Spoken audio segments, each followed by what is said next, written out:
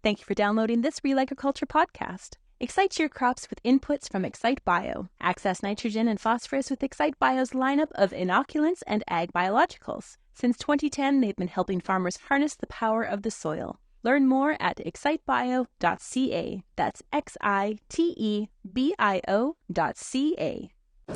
Sean Haney here with RealAgriculture.com and Real Ag Radio, Rural Radio 147, Sirius XM. We're at Commodity Classic in Houston, Texas, and we're with agmarket.net. We're talking right now to Matt Bennett. Matt, how's Commodity Classic going for you? It's going pretty good. You know, I got in here to Houston earlier in the week, did a deal for Total Acre actually before Commodity Classic started on Tuesday. Big crowd. They had a great group of growers there. 600 people there actually came in here at Commodity. Our whole crew showed up there Wednesday. It's a little different format this year. Wednesday afternoon, Thursday and Friday, whereas it used to be Thursday, Friday, Saturday. I kind of like it because after Friday, you know, people can get home maybe for the weekend if that's what they want to do. And then we had early risers this morning I spoke at. A nice crowd again there. I think the growers are, certainly concerned, but they're also well within the realms of understanding they need to be paying very close attention. And a lot of people showed up this morning. I think they were listening intently. Yeah, you can get a little complacent in your marketing when the market's always going up like it was for 2+ years. Right now we're hearing a lot about margin compression, margins maybe in the red as well. A lot of concern about the direction of the overall commodity complex. What stops this corn and bean market from this slide that we're currently on? Yeah, and so essentially if you talk to a typical producer that's holding on to way too much old crop grain, one thing I can assure you is that producer likely is not going to make money on 23. They just aren't. And that's frustrating. You say, well, I can't sell because I can't make money. Well, how's another 50 cents lower work for you? And I'm not saying it will. This week, it looks like we may have reversed this corn market. It really does. I mean, you made a new low there on Monday, and then you turn around and you had a strong close. And so you had a reversal in the market. It feels like, considering this is the fourth day in a row we've closed higher, on your front month futures, that we've actually supported that. We've seen some follow through buying. It's not that we're getting wildly out of control to the upside, but I do think there's a few short positions that are saying, hey, you know what? If that is the low, then maybe I ought to go ahead and take my massive profit, which a lot of these guys definitely printed. And so I think that's a lot of what's going on. Is the low end? I don't know, but there's no question that the producer is well within the realms of understanding that this thing could go lower later in the year. I still look for some support in here. Yeah. I just think later on in the year, you better be really careful to get bullish if we get these corn back, let's say above 490. Do I want to be bullish there? I don't know that's I know that I don't want to be bullish there. So this is very much, in your opinion, a sell into the rally kind of market? Well, I think that you have to strategically. Here's the thing that I would caution people on. When I look at a state like Iowa, for instance, it's just dry as a bone.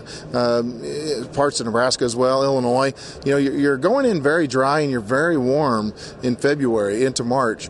And I am not at all calling for a drought, but this weather is eerily similar to 2012 for us in how warm we are already. Now, when you come rapidly off of El Nino, I'm no weatherman, I just listen to a lot of them. Come rapidly off an El Nino, your western corn belt is susceptible to drought-like situations. That's what that's what most of your correlations are going to point towards. And so what I'm saying is this: if I'm going to get bullish at $5 corn, I better be careful how I do that. I think we need to lock in floors, but keep flexibility. And so there's so many tools out here that we can use in this day and age. I don't want to talk circles around the market. I just want to tell you this: I want to lock a floor in, but I don't want to sell, for instance, 60% of my cash bushels if it gets to $5, especially if I don't have anything to protect me on the upside. Because if I can't raise a crop, this thing could get wildly out of control the other way. Yeah. So use options, the way you're saying. Yeah, I want to use options as a part of my tool. If I'm going to hedge some grain, that's fine. HTA some grain with the elevator if you want to. I don't need to handle those bushels, but let's cover some of those bushels with a call option. That way, if we're wrong, and we don't raise a crop, we still have the flexibility to participate at least in an extent of an upward market. Sometimes, if you're sitting here, let's say at 465, 460 where we're at, I don't necessarily need to buy a 470 call. I might buy a 5 1/4 call call, because what is strangling me to death if this market takes off wildly to the upside is not so much the move from here to 5 1/4. It's what if we go from 5 1/4 to 650? And I want to participate at least in a portion of that, especially if I'm placing hedges somewhere between here and $5. So again, it's more complicated than what it used to be. But if I'm going to hedge grain, I want a leveraged hedge, to where I'm not losing penny for penny on the way up. I might lose a third of a penny or something like that. I want to tempt this market to go higher, and if it does, I'm going to take advantage of it. I was just going to ask you, how far out of the money do you recommend that people go or need to go in order to lay the groundworks on a good strategy?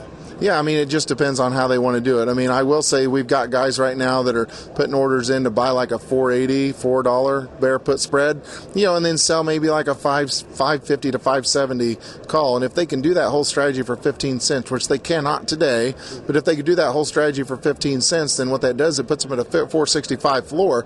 They're protected down there to $4. And if they get capped out at $5.50 or $5.70 on some bushels, I don't have an issue with that. Now, I want to be buying crop insurance. I never sell calls as a risk manager for someone who doesn't have crop insurance unless that's what they ask me to do. I don't recommend it because I want to have something on the other side that's gaining as I'm losing ground. If I'm dumping money into a hedge account, I darn sure better have something that's growing. Yeah, and if you've got a bunch of unsold 23 crop, and like you said, there is a lot of unsold 23 crop out there, and you're already thinking about having to market 24, you don't necessarily have to get rid of all of 23 before you start to tackle 24. You got, at this point, you got to do both at the same time. Essentially, I always say the farmer's always long. If you're not long old crop, you're long new crop, and if you've already sold most of the new crop, then you're still long 25 crop. You're long somewhere, right? And so, I've had some guys that have wanted to step in and do strategies, where they're actually buying at the money July calls and selling the corn.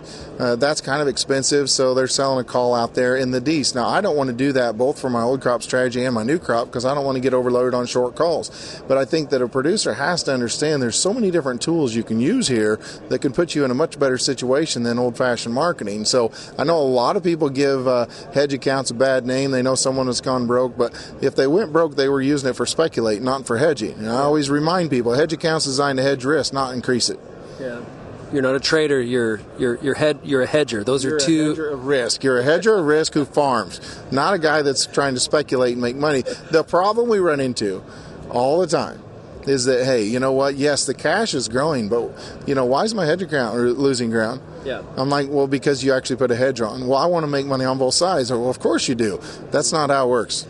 Do you think here in 24 the overall commodity complex is going to have a hard time rallying to the upside around a weather scare because of what happened last year and how we tried to kill the crop about 3 times and yields came out way better than we initially thought in midsummer? You might be a little bit skeptical. The funds might be skeptical, but at the same time, when the funds are short, let's say 1.75 billion bushels, which is where I would have put them as of last Friday. The CFTC report was as of Tuesday's close. And we all know Wednesday, Thursday, and Friday was an absolute debacle. So they were probably short 1.75 billion bushels. I don't know. They don't like going into the summer with that big of a short. Now, could they exit this thing strategically and very quietly? Oh, absolutely, because the farmers still holding on to probably 9 billion bushels. And so with every rally, you're going to have probably basis widening. You're going to have farmers rewarding the rally and so on and so forth. And so, my thing is that if you get into the summer time frame and you get into a hot and dry period, they're going to pay attention. I don't think that they're going to go to a 400,000 contract long at the drop of a hat. But there's no doubt, Sean, that last summer we had 2 very well-timed rain events for a lot of growers in the Midwest. If those wouldn't have hit, we were in dire straits. Yeah. In Illinois, we've got as good a ground as anybody where we live. And, our yields are about 22 bushel under the 22 crop. And so we were averaging in the mid-230s. I'm not complaining about it. That's good. But for our ground, we were surprised that it was as low as what it was. And the reason is because we had too much stress when we had the stress. Now, these genetics are phenomenal. There's no question.